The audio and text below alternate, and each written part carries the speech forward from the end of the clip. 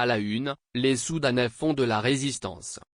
Des Soudanais montent une barricade à Khartoum, mardi 26 octobre 2021, au cours d'une journée de protestation contre le coup d'État militaire, Marouane Ali.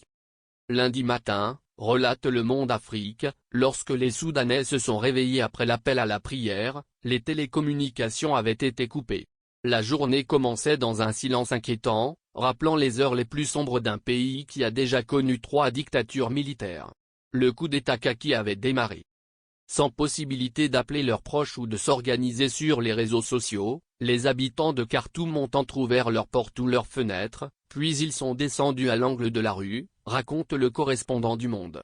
Par petits groupes, ils ont convergé vers le centre de la capitale.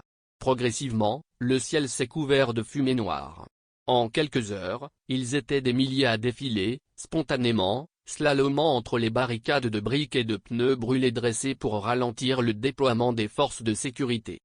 Tir à balles réelles. Et cette fois encore, rapporte Le Monde Afrique, l'armée soudanaise a ouvert le feu sur sa population.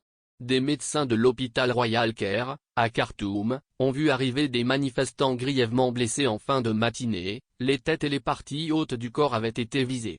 À minuit, une source au sein du ministère de la Santé dressait le bilan provisoire de la journée, rappelant qu'il pourrait très vite s'aggraver, 7 morts et 140 blessés. Hier après-midi, dans les rues de Khartoum, les manifestants n'ont pas attendu le résultat des tractations internationales.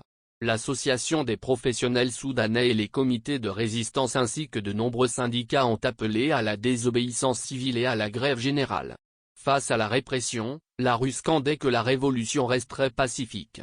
Tard dans la nuit, alors que les communications n'étaient toujours pas rétablies, certains s'époumonaient encore, les balles ne tuent pas, ce qui tue, c'est le silence imposé au peuple.